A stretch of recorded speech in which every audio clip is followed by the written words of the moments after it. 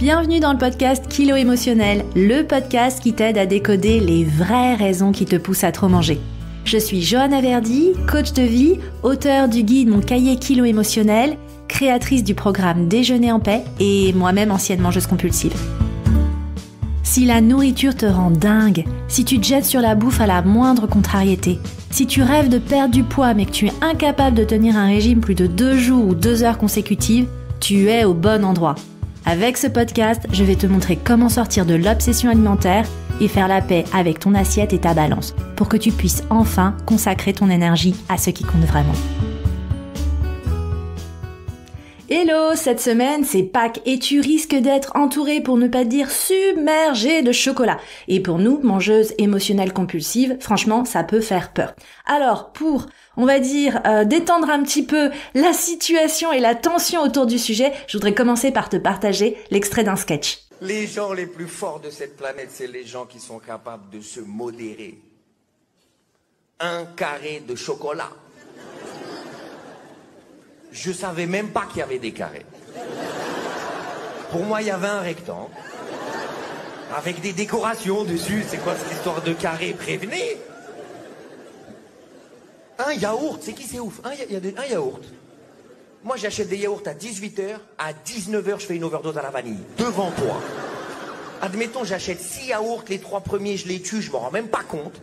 Le 4e, je regrette chaque bouchée. Le 5e, c'est juste pour me prouver que c'est une mauvaise idée.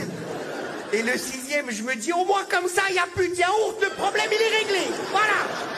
Il est génial ce sketch de Roman Frécinet et il est devenu viral. Pourquoi? Pas juste parce qu'il est drôle, pas juste parce qu'il est bien écrit, mais parce que il est tellement vrai, il est tellement juste, il est tellement le reflet de notre dysfonctionnement sur notre comportement alimentaire. Et ce qui va encore plus loin, l'ironie du sort pour nous, c'est qu'en fait, pour résister à un carré de chocolat ou pour résister à un chocobon, on va prendre effectivement 1, 2, 3, 4, 5 yaourts à la vanille, peut-être 6. Tout ça pour au final manger non pas un chocobon, mais finir en plus tout le paquet. C'est ça qui est quand même complètement fou.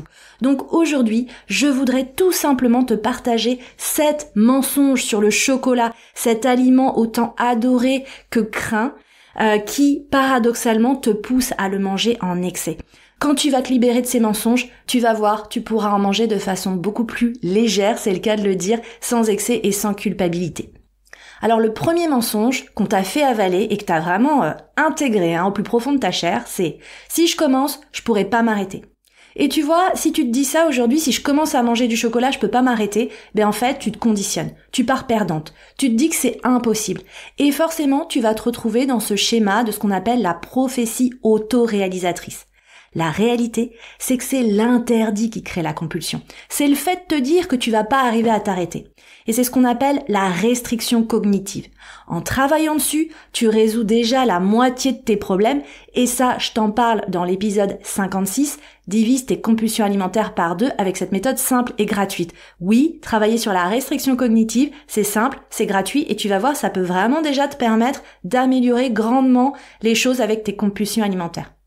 Et tu vois, cette mentalité, c'est un petit peu comme si aujourd'hui, je venais te voir avec une mallette pleine de billets. Et je te dis, tu peux prendre tout l'argent que tu veux. Par contre, prends-le maintenant parce que demain, il n'y aura plus de mallette, il n'y aura plus de billets. Qu'est-ce que tu vas faire? Tu vas évidemment essayer de te remplir au maximum les poches et essayer d'emmener le maximum d'argent possible. Imagine maintenant que je reviens te voir en te disant, voilà une mallette pleine de billets. Et sache que demain, et tous les autres jours de ta vie, je reviendrai avec la même mallette pleine de billets. Et chaque jour, tu pourras te servir autant que tu veux. Mais qu'est-ce qui va se passer? Ça sert à rien, en fait, de t'encombrer et de te remplir et de t'alourdir aujourd'hui. Tu sais que tu auras la même mallette pleine de billets tous les jours à venir. Tu vas prendre juste ce dont tu as besoin. Donc, tu vois, c'est exactement ce qui se passe en fait avec le chocolat. Si tu te dis que aujourd'hui, t'en manges et puis foutu pour foutu, tu vas y aller parce que demain tu seras une bonne fille, demain il y aura plus de chocolat, demain ce sera ceinture. Qu'est-ce qui se passe? C'est comme avec mon histoire de mallette de billets. Tu vas pas te remplir les poches, tu vas te remplir la bouche de chocolat. Donc oui, quand t'as du chocolat, t'en manges pour aujourd'hui, pour demain et pour tous les autres jours, parce que voilà, demain ce sera différent, demain tu seras nickel, demain tu suivras la règle qu'il ne fallait pas commencer. Et d'ailleurs, parfois, tu peux te dire que pour pas commencer, en fait, tu vas pas en acheter. Mais la réalité, c'est que tôt ou tard, t'en auras sous les yeux du chocolat. Et tu te rattraperas parce que tu te l'es interdit. Donc, tu ne dois pas apprendre à te contrôler avec le chocolat, mais tu dois apprendre à t'autoriser. Le deuxième mensonge qu'on t'a fait gober, c'est le chocolat rend accro. Et avec le chocolat, on va mettre le sucre. Il y a tout un mythe autour de l'addiction au sucre et au chocolat. Et ça, je t'en ai parlé dans l'épisode 43, je suis accro au sucre, comment m'en sortir. Il y a d'ailleurs des études célèbres qui laissent penser que quand on propose à des souris le choix entre du sucre et de la cocaïne, en fait, elles préfèrent le sucre. Donc on a fait dire à cette étude que le sucre était plus addictif que la cocaïne. La réalité, en fait, c'est que ces études choc sur les souris sont biaisées. En fait, ces souris ont été privées de nourriture à l'extrême. Donc imagine ces pauvres souris qui sont affamées. Si tu les as fait crever de faim, effectivement, entre cocaïne et sucre, elles vont vers le sucre, c'est juste un instinct de survie. Et la preuve pour toi, si tu te dis aujourd'hui que toi c'est différent, que toi t'es vraiment une junkie du sucre et du chocolat, réfléchis un peu. En vrai, quand t'es bien dans ton job, quand t'es bien dans ton couple, quand t'es bien dans ta peau, en vrai, tu t'en fous du chocolat et de la bouffe en général. Et si c'était une vraie addiction, en vrai, t'en voudrais dès le petit-déj. La réalité, c'est que c'est pas le cas.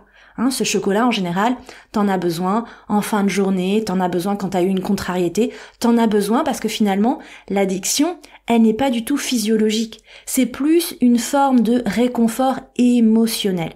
C'est quand tu te sens faible, stressé, vulnérable que tu tombes dedans. En fait, t'en manges pour te remonter le moral. C'est un peu, je sais pas si tu savais, mais le mot tiramisu, en fait, en italien, ça veut dire remonte-moi. Parce que le tiramisu, c'était le dessert que les mamas italiennes faisaient à leurs filles quand elles avaient un chagrin d'amour. Donc oui, le chocolat, oui, ces douceurs, ça peut contribuer à te remonter le moral. Ça reste une sorte d'antidépresseur assez agréable. Mais si tu n'arrives pas à arrêter aujourd'hui, c'est parce que tu penses que tu fais quelque chose de mal, parce que tu es englué dans la mentalité des régimes restrictifs qui laissent entendre que si tu manges du chocolat, si tu manges du sucre, t'es une mauvaise fille et tu vas grossir. Donc vraiment, j'insiste, ce n'est pas une dépendance physiologique, ce n'est pas une dépendance chimique, c'est une dépendance émotionnelle et cognitive. Ce qui te fait craquer, c'est ton état intérieur, pas le chocolat lui-même. Le problème, c'est pas ce que tu manges, c'est ce que tu ressens au moment où tu manges cet aliment, et c'est aussi tout ce que tu ne dis pas qui te fait manger cet aliment en excès. En vrai, tu bouffes ce que t'arrives pas à dire. Et ça, je t'en parle dans l'épisode 80, pourquoi c'est si dur de se confier. Et t'arrives pas à t'arrêter à cause de la restriction cognitive dont je t'ai parlé précédemment. Donc, si t'apprends à accueillir tes émotions sans culpabilité, tu vas voir que le chocolat va juste redevenir du chocolat. Le troisième mensonge dont t'es peut-être malgré toi convaincu aujourd'hui, c'est le chocolat fait grossir. Oui, le chocolat fait grossir comme le pain, les pâtes, la pizza, les gâteaux, etc. Mais la réalité, c'est que rien ne fait grossir isolément. Tout est une question de balance énergétique. Oui, si tu manges plus que tes besoins, tu vas effectivement développer de la masse grasse. Et si tu manges moins que tes besoins, que tu es en balance énergétique négative, tu vas te libérer de tes kilos en trop. Et le meilleur indicateur de tout ça, en vrai, c'est pas le calcul de points Weight Watchers ou de calories. C'est pas non plus le calcul de macros. Le meilleur indicateur, c'est ta capacité aujourd'hui à reconnaître et à respecter tes sensations alimentaires de faim et de satiété.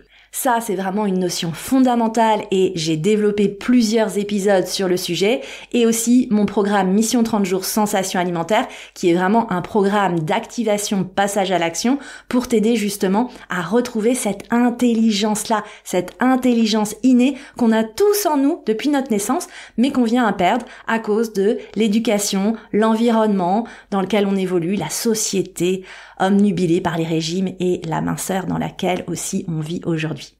En vrai, ce qui compte, c'est ta capacité à manger chaque aliment dans les justes quantités, sans excès. Et il n'y a pas de quantité absolue. La juste quantité, c'est la juste quantité par rapport à tes besoins.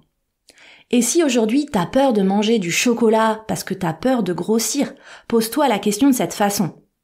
Est-ce que éviter le chocolat jusqu'à présent, est-ce que essayer d'éviter le chocolat, ça m'aide? Ou est-ce qu'au contraire, ça me fait me jeter dessus à la moindre occasion? Parce que si effectivement l'éviter, ça t'aide, bon bah tant mieux, ça veut dire que c'est efficace. Mais si c'est pas le cas, tu vois, ça prouve que cette solution relève plus du mythe que de la réalité. Ce qui fait grossir, c'est la peur de grossir, c'est l'interdit, c'est la frustration, c'est ce qu'on appelle la restriction cognitive permanente. Et tu peux aller explorer en ressources supplémentaires l'épisode 76, Addict au chocolat, comment s'arrêter à un seul carré, parce que je t'en parle plus en détail. Le 4e mensonge qu'on entend en long, en large et en travers, c'est le chocolat noir à plus de 70% de cacao ne fait pas grossir. Et d'ailleurs, on l'accepte souvent dans les plans alimentaires à raison de 2 carrés. Et c'est drôle, j'ai été faire une petite recherche Google sur le sujet et j'ai lu ça. À faire, miser sur un chocolat affichant au moins 70% de cacao. Le must, opter pour une version de chocolat noir à 80% ou même plus de 90% de cacao. À éviter, les fourrages et autres petits plaisirs de type pâte d'amande, praliné et crème. Et tu vois, c'est drôle ce genre de conseils. Enfin non, j'ai pas envie de dire que c'est drôle, en vrai ça fait pleurer. Ça laisse entendre qu'il y aurait des calories vides, que si tu manges ces types de chocolat, 80%, 90% de cacao, c'est comme si t'avais rien mangé. Et tu vois, on se met du coup en miroir à diaboliser les autres chocolats, les chocolats au lait, les chocolats fantaisie. Mais en réalité, quand t'explores d'un peu plus près, tu te rends compte que la plupart des chocolats au lait tournent autour de 535, 540 calories au 100 grammes, alors que le noir dépasse le 560 calories. Donc en fait, le paradoxe, c'est que le chocolat noir est souvent plus calorique. Alors certes, le chocolat au lait a plus de sucre. Il va avoir moins de calories et plus de sucre. Le chocolat noir, lui, il va avoir plus de calories, mais aussi plus de gras et plus de protéines. Donc tu vois, c'est plus une histoire de composition en termes de nutriments. Mais le problème, dans tous les cas, au-delà des calories, le problème dans le tableau nutritionnel, c'est qu'il y a une donnée fondamentale qui manque. C'est celle du plaisir. Ce qu'on oublie de te dire dans ces conseils à la mort moelle-neu, c'est que plus le pourcentage de cacao est élevé, plus le chocolat va être amer. Et donc, moins tu vas avoir de plaisir. Résultat, tu vas en manger plus, t'arrives pas à être raisonnable. Parce que tu n'es pas satisfaite sur le plan sensoriel. Et tu vas continuer de rester insatisfaite sur le plan sensoriel. Et tôt ou tard, plus tard dans la journée, ou plus tard quand tu vas tomber dessus, tu vas te jeter sur d'autres aliments plaisir. Ou alors le jour où tu vas te retrouver face justement à du Milka ou à des chocobons que tes gosses ont ramenés d'un anniversaire, tu vas te jeter dessus comme le repas du condamné. Alors certains me disent oui, mais alors le chocolat à plus de 70%, comme il est amer, en fait je suis écœurée et je me jette pas dessus. Ok, mais en vrai, moi je mange pas du chocolat pour être dégoûtée. Je mange du chocolat pour sa douceur, pour le plaisir qu'il m'apporte. Donc si on commençait à se dire, au-delà du chocolat noir, chocolat au lait, qu'on allait chercher à manger un chocolat qui nous plaît, un chocolat qui active en nous le plaisir sensoriel, et qu'on commençait à le consommer avec moins de culpabilité et plus de conscience de nos sens, qu'est-ce qui changerait ? Il faut pas oublier que on a tellement tendance à avoir peur de grossir et à diaboliser la bouffe qu'en fait on oublie que le plaisir gustatif est vraiment un ingrédient incontournable de notre équilibre nutritionnel et pondéral. Oui, il faut qu'il y ait du plaisir dans l'assiette, parce que s'il y en a plus, en fait, manger devient une corvée. Je t'en parle dans l'épisode 82, et quand manger devient une corvée, effectivement, qu'on n'a plus de plaisir dans l'alimentation qu'on choisit au quotidien, dès que ces petits plaisirs émergent autour de nous, on se jette dessus, comme si c'était la dernière fois de notre vie. Il n'y a rien d'illogique. Le 5e mensonge / mythe que je voudrais qu'on déconstruise ensemble, c'est celui autour du fait que le chocolat, c'est bon pour moi parce qu'il contient du magnésium, donc j'en ai besoin. Alors, je te dis mythe / mensonge parce que en vrai, c'est pas un mensonge en soi. Oui, le cacao contient du magnésium. Mais la réalité, c'est que, déjà, t'as pas besoin d'un prétexte santé pour manger ce que t'aimes. Moi, je préfère que tu manges du chocolat parce que c'est bon, parce que ça t'apporte du plaisir, et pas à cause d'un pseudo-argument santé auquel on veut croire pour se rassurer. La deuxième chose, en fait, c'est que, en vrai, le chocolat est loin d'être la principale source de magnésium dans l'alimentation. La dose journalière recommandée de magnésium pour un humain moyen, c'est 400 mg de magnésium par jour. Et tu vois, dans le chocolat noir, plus il est noir, plus le pourcentage de cacao est élevé, et plus ça va t'apporter du magnésium.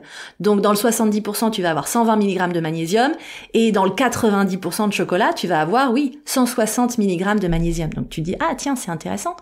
Mais ces doses-là, c'est si t'en manges 100 grammes de chocolat, c'est si tu manges toute ta tablette de chocolat à 90%. Et si tu fais ça, franchement, chapeau. Alors là, c'est comme si tu avais avalé des médocs, quoi. Autant aller avaler des compléments alimentaires, hein.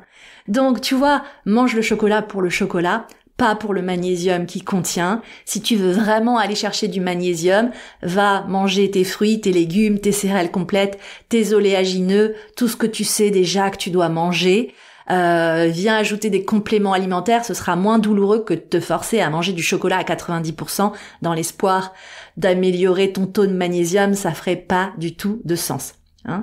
Je te rappelle encore une fois que manger 100 grammes de chocolat noir, ok, c'est 160 grammes de magnésium, mais c'est 570 calories.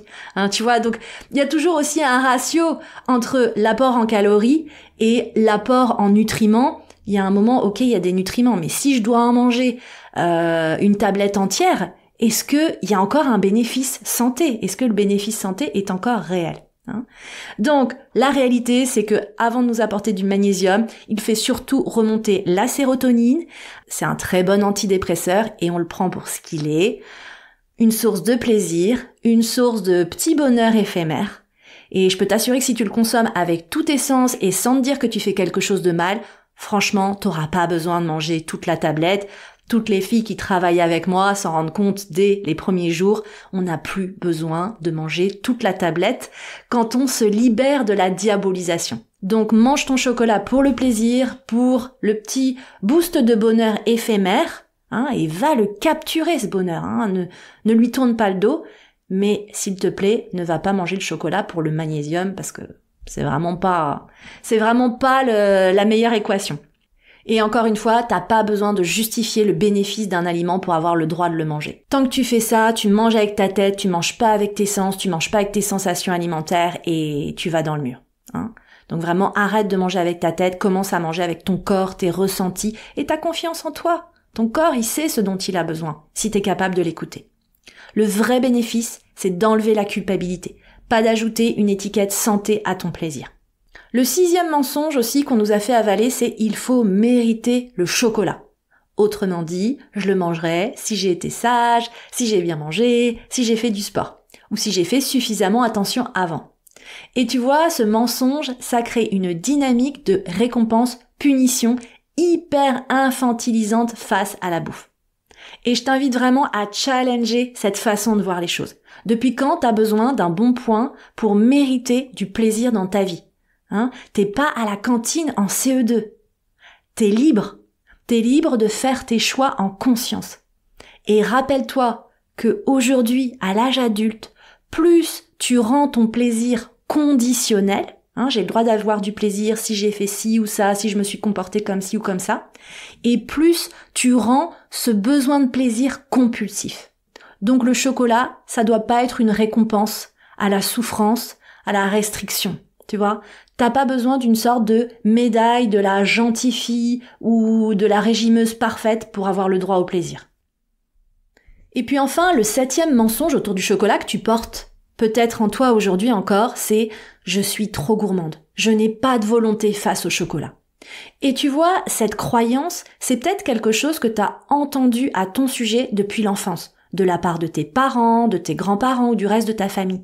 Peut-être que eux-mêmes se décrivaient comme ça. Hein, nous on est gourmands de toute façon, nous on est comme si on est gros dans la famille, donc tu vois, il peut y avoir parfois derrière ça une forme de résignation et de culpabilité. Alors peut-être qu'on t'a mise au régime dès le plus jeune âge, peut-être que ta famille essayait toujours d'être au régime et souvent il y a une ambivalence alternant des périodes de privation et des périodes, on va dire, de gavage. Et peut-être qu'aujourd'hui tu penses que tu as hérité de ce trait de personnalité-là, que ça fait partie de toi. Mais pour moi, il y a 2 problèmes. Le premier, c'est la définition du trop. Ça veut dire quoi trop gourmande? Parce que ce qui est fou, c'est que souvent on caractérise par l'excès simplement Le fait de manger des aliments qui sont catégorisés comme interdits. C'est-à-dire que tu vas considérer que c'est trop si c'est du chocolat, mais jamais si c'est des yaourts. Tu vas consommer 30 grammes de chocolat, ça fait quoi? Ça fait, 2 barres. Et tu vas dire, c'est trop. Par contre, si tu manges 2 yaourts, tu vas jamais te dire que c'est trop. Et paradoxalement, les calories de 2 yaourts sont supérieures aux calories de tes 2 barres de chocolat. Et tu vois, le deuxième problème, c'est que ça instille en toi la culpabilité autour du plaisir. Alors qu'on l'a dit, le plaisir est un paramètre fondamental de l'équation alimentaire et pondérale. Conclusion, le problème n'est pas dans le chocolat, mais dans les peurs, les croyances et les histoires qu'on t'a transmises et que tu continues de porter aujourd'hui, que t'as littéralement avalé, et qui font que quand tu manges aujourd'hui du chocolat, tu es incapable de le manger en paix. Ce sont vraiment ces croyances et ces peurs qui t'empêchent de manger le chocolat avec sérénité et donc sans culpabilité et sans excès.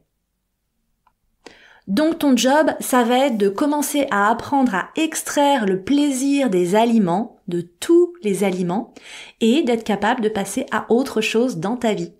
Et c'est exactement ce que je te montre dans mon programme Mission 30 jours sensations alimentaires, un programme qui est vraiment orienté passage à l'action et qui va t'aider à manger les justes quantités des aliments que tu aimes, oui, même le pain, même le fromage, même le chocolat, mais sans excès et sans culpabilité. Pendant 30 jours, je te guide pas à pas. Tu avances à ton rythme avec une vidéo et un exercice par jour et tout le long du chemin, tu as accès à une communauté d'entraide pour demander de l'aide et poser tes questions. Et en plus, tu as accès à vie à toutes les ressources du programme, ce qui te permet de venir et de revenir quand tu souhaites sur les vidéos, sur les exercices et sur les conseils, bien au-delà des 30 jours du programme. Voilà, j'espère que tu as aimé cet épisode et qu'il va t'aider à réapprécier le fait de manger du chocolat avec plaisir, avec tous tes sens. Et moi, je te retrouve la semaine prochaine avec un nouvel épisode que je voudrais consacrer à l'apparence physique. Parce que une phrase que j'entends très souvent de votre part, c'est « Joanne, ok, je comprends qu'il faut que j'arrête les régimes, mais le problème, c'est qu'aujourd'hui, je ne me reconnais plus dans ce corps. Qu'est-ce que je dois faire ?» Eh bien, je te donnerai tous mes conseils la semaine prochaine. Je te remercie pour ta présence et je te donne rendez-vous au prochain épisode.